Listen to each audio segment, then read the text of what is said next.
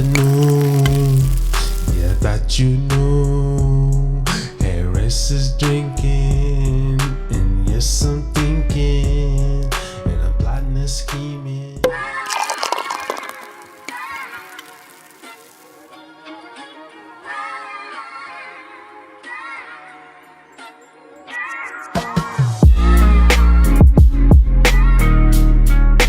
Harry's drinking again, man. I'm gonna go spin another puddle of meth, bro. I gotta stay up, man. I gotta coach a basketball kid, man. I'm gonna go coach these kids, man. Smoke this shit. You know what I'm saying? I just go out to my truck. I take a couple of puffs. I go back in there, motherfucker. I be wiping my face with the towel so the parents don't notice. You know what I'm saying? When you was on meth, man, how many days? Because I remember you said like you man, sleep on that stuff. My record for staying up, man, clocked is 124 and a half hours. Can I get an amen? 124 hours. That's what, two. Can I get an amen, bro? Amen. That's 5 days in 4 hours, because 4 days is 96 hours. 5 days is 120 hours, my brother. Wow, you not like that, baby. 5 days. 5 days in about 4 hours. This is before I realized that I had actually been up. Man, let me ask you, like, how was it though? Like being up that long? Complete misery. Let me tell you. Like when you were coming down, huh? Oh yeah, the worst. Wow. That's why I'm sitting like this. Let me go ahead and lower these lights a little bit so I can tune people in. So I can really draw you into my story, Ray, about being a fucking drug user. Yeah, let me look at this camera. Let me look at this camera. And honestly, I'm being loud as fuck. I'm still a broke piece of shit paying $1,700 a month living in a little box in Ogden, Utah. Shit, $1,700. That's a nice apartment if you live in. $1,700 over here. You live in a closet over here in Hawaii. Continue on, my brother. But I'm still a sheep. Somebody who gets up and goes to work every day. I will continue, my brother. So 5 days. Like that. Ida. 5 days. Hold on, man. I need me to email. Did you eat all those 5 days? You did not. I mean, majority, no. I mean, I have my methods, how I survive, how I nourish myself throughout my depletion of like all things good, even the Lord, Ray.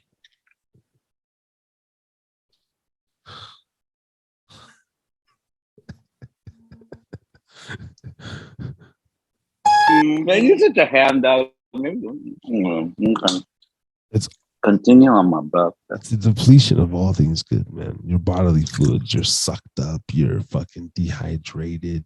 For a short moment, you actually look better on fucking meth or amphetamines, Adderall. It could be heavy doses of Adderall, which basically is enough to. Basically, you should be on meth. You actually look better. And I don't know, it's something with the water retention and maybe the vascularity and everything. But after, a couple days, you start to look like complete shit. And I don't know, man. This is what urges me to get off drugs. If I could be seriously, so seriously, man. And I urge my friends that still battle with drug addiction right now. Mainly cocaine. Cocaine is still an extension of just things that we have to get over. And everybody has the little things, but for me, it was this. Yo, man, if I keep doing this stuff, bro, I'm really gonna like hurt myself, bro, or someone else. I'm gonna kill myself. Like my come down started getting so bad, Ray, dude. I'm telling you, man. Like, and man, like they really started getting bad, bro. Like my last one, bro, scared the fuck out of me, dude.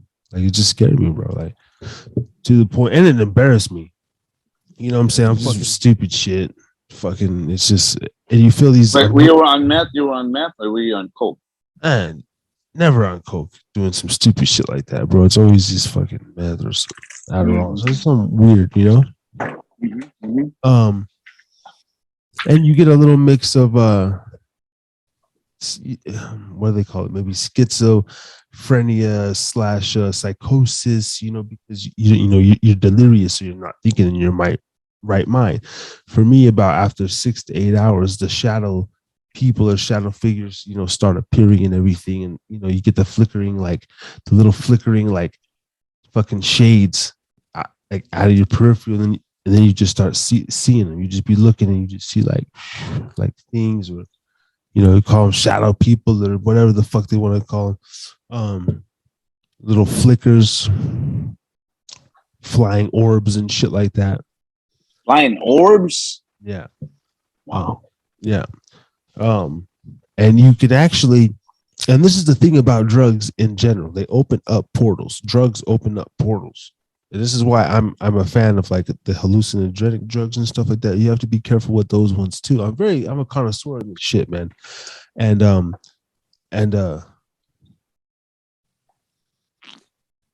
seasoned veteran.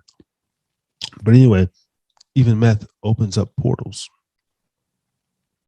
to where you can see the veil. You can see the veil. You can see the veil on meth. But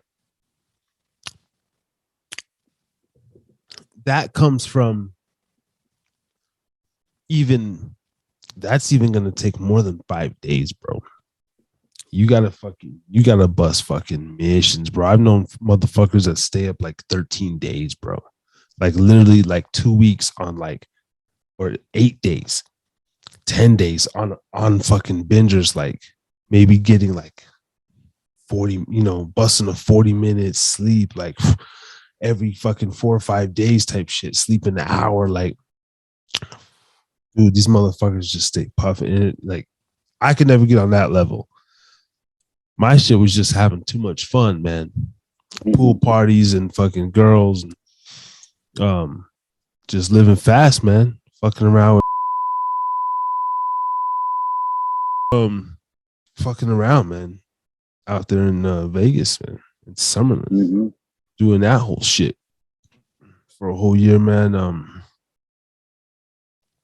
But and throughout the years, but even from that point, I had been doing it since back in the way, J. James and on, and even in my childhood, I was presented with this nonsense. It's always been around, you know. It's always been around. And how old were you when you first, you know, well, dabbled with it? Like that you can remember. 12. 12 years old? I feel. Because you remember it, because I remember the first time I got stoned. Yeah. I mean, the first time I got stoned, it wasn't weed. It was what they called back then Hubba's. Remember that movie Fridays when Smokey smoked some of that stuff with the Mexicans, and then he found himself in the chicken coop? Like, so that's how my shit happened. And I'll name names because one of the people is deceased, man. And RIP to him, man. I actually looked up to this motherfucker, bro. I'm going to post this segment too, bro. This is real shit. We're getting deep in this motherfucker, bro. You're fucking getting a taste of fucking Harry tonight. Fuck, man. Jesus Christ. Do you ever see yourself like in the near future, like, you know, because if you think about it, like, you know, like when some of my, because I posted this and I sent it to my some of my church brothers, and they know that I've been planning to have, you know, my podcast Talk Teach Truth. Like I said, I got on GoFundMe right now because I need to buy my equipment and everything, and plus two for my boy Phil. Anyways, not to get off the topic, but you know, you ever think of yourself like ever, you know, like completely not do it at all. Because for me, there was a time when that happened to me with weed. I thought that, wow, if this is how weed is, I don't want it. So I got off the weed because I didn't know that what I smoked was weed and some brown weed laced with some angel dust, and that stuff stayed in your bloodstream, and it came back 6 months after, and I'm going, "Whoa." And then after that, I basically became just I just drank alcohol, man, and I'm not a I don't like beer. I'm sorry, call me like bougie whatsoever, but I like me some hard liquor. Ooh, schnapps and whiskey, and I love that. I can handle that. I love that the chest burners. But beer, it just made me fart, bloated, burp. I didn't like it. I don't like the it makes my I don't like it when my stomach be puffing. I don't like that. I like when the buzz gives me like vodka. I love whiskey, cognac. Bourbon, that kind of stuff. Like Ripple, like hard look. Like I like that stuff. I'm not a beer drinker. I prefer wine, but you know, wine gives you a different kind of buzz. But hard liquor, I like that. I like hard liquor. But beer, I'm not a beer drinker. I'm not the type that would drink beer like some guys all day. Nah. Anyways, continue with what you were saying. I'm not a guy who drinks beer all day either. I prefer liquor over beer. Mm-hmm. I enjoy a nice beer. I am a functioning addict in many facets and forms. I just popped fucking nicotine in my goddamn mouth. I'm doing these fucking pouches now. Fucking shit. Shout out to Zen. What do you want from me? I quit fucking smoking cigarettes. I don't fucking smoke Black and Milds. All I do is inhale weed. I like fucking shit in my bloodstream. Period. I like the rush that shit gives me. I fucking pop nicotine, drink fucking Red Bull. I drink fucking coffee. I'm just So you like that rush?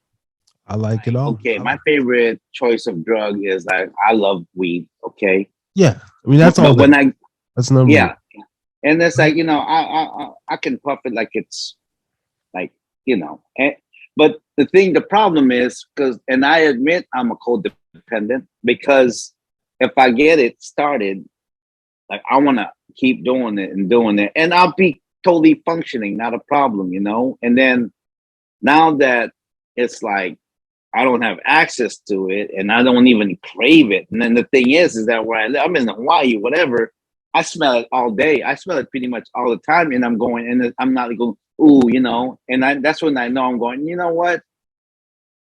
I think the reason why you want it is because your wife smokes it and just to keep everything on the kosher, I do it. But to be honest with you, nah,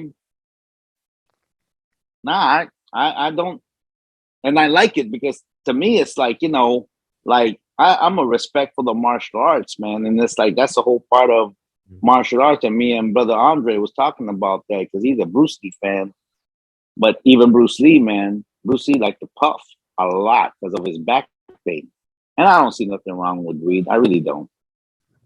No, I really don't. No, you never have. But it's different factors, If you, yeah. Like you said, if it's accessible, depending on how much you can afford a certain thing, fucking, if you can, if you got a job or duties that keep you from smoking it all day. Yeah. There's lots of different, for me, I mean, shit, I've had my off and ons. Now, in the last 2 years, I will full blown say, I wish, dude, that 25 G's, bro, could go a long ways to sending me to basically a celebrity rehab facility. And when I say celebrity rehab, I just mean a high-end facility in Scottsdale, Arizona, or Palm Springs, California, specifically. They have a nice one there. And because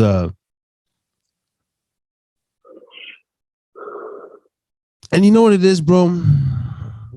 I can't say that because I'm supposed to be all fucking positive and fucking. I hate that shit, dude.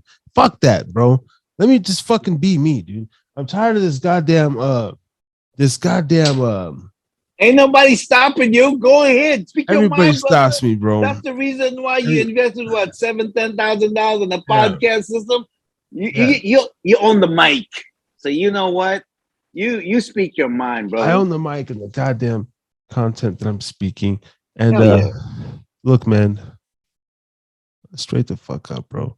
Sometimes I'm unsatisfied with this motherfucking life, bro. I don't give a good goddamn. Oh, we can sit here and sugarcoat those, you know, this, man, fuck this world, man. bro. And you know, and I am ready for this fucking shit to just end. And I am ready to go explore a new energy.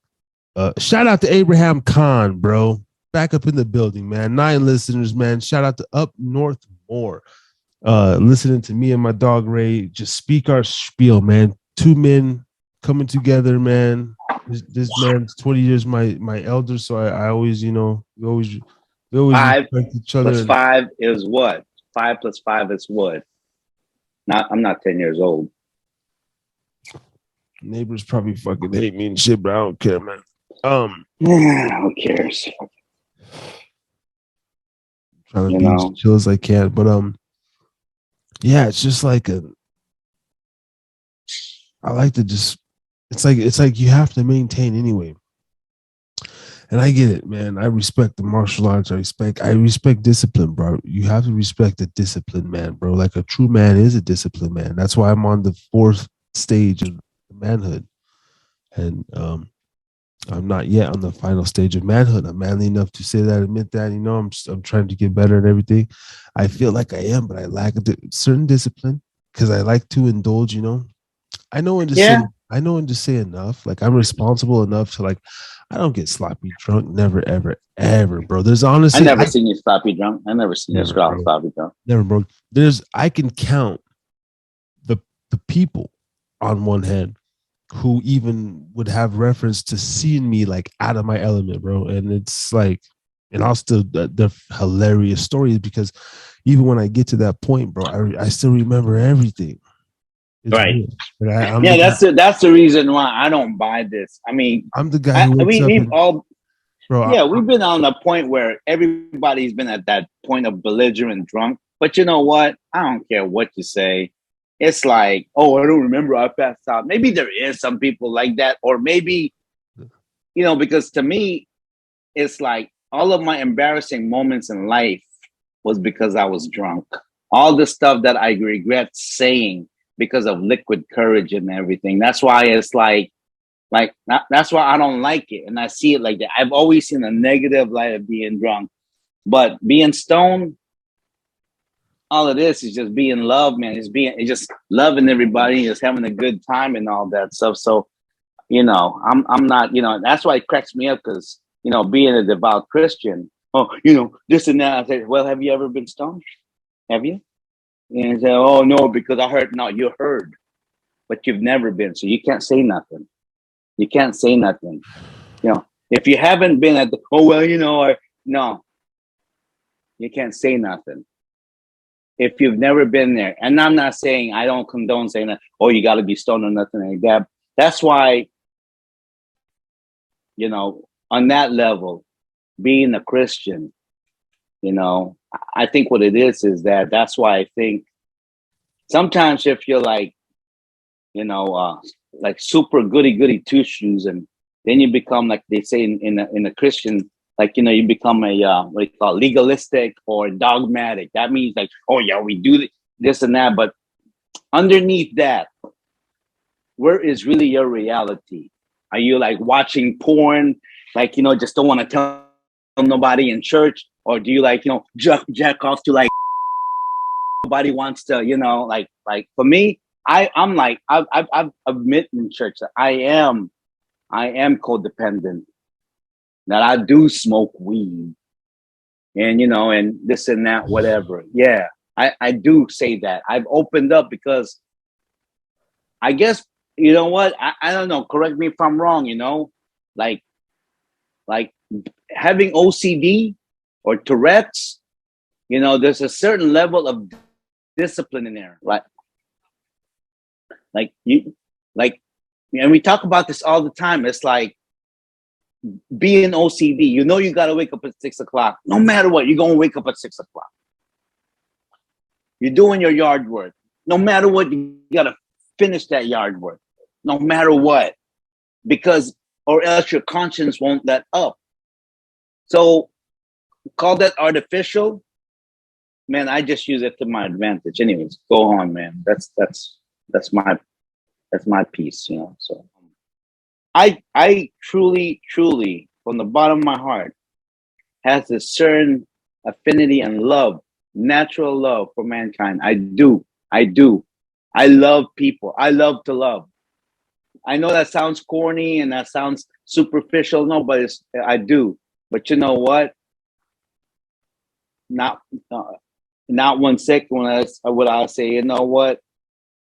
I want to kick that motherfucker's ass. I say that, yeah, I'm human, but deep inside, I'm the kind of guy that I'll knock your ass out, but I'll help you back up, And yeah, that sounds like so John Wayne, whatever. No, but that's really for me, man. I really love people naturally. I don't. How y'all doing? Thank you for watching. If you made it through this far, we went balls deep on this one, spoke a lot of truth, gave you pieces of our history, intimate moments of ourself, love it or hate it. I gave the disclaimer in the beginning. One thing I do want to provide on my channel is honesty and content. I ain't never really gonna sugarcoat shit. And Ray did say a couple weeks ago that this is like therapy for me, and I think he might be right. Gives me a chance to put my thoughts out there and open myself up, and also close some doors. And hey, if it'll help someone else, etc., more power to it.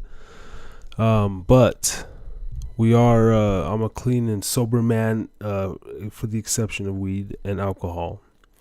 But I am a focused father, a loving father, and determined to definitely just give my kid a better life and provide him an opportunity to be a way greater man than I am. And I do understand that starts with getting clean and at least getting all the hard stuff out of my life, which I have done for almost a year now. I did dabble when I went on vacation to Mexico. Hey, what are you gonna do? It's my first time in Mexico. Come on.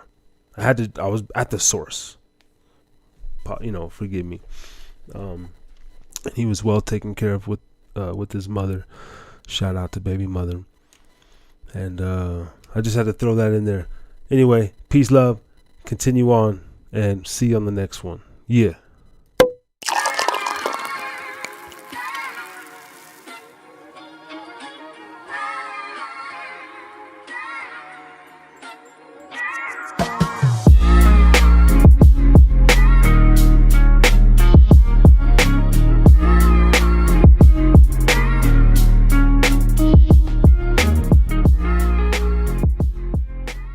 Yo. You have been listening to the Harris is Drinking Again pubcast. For more, go to YouTube, type in @HideaPubcast. Look us up on Spotify, any and all streaming platforms. Harris is Drinking Again pubcast. Thank you.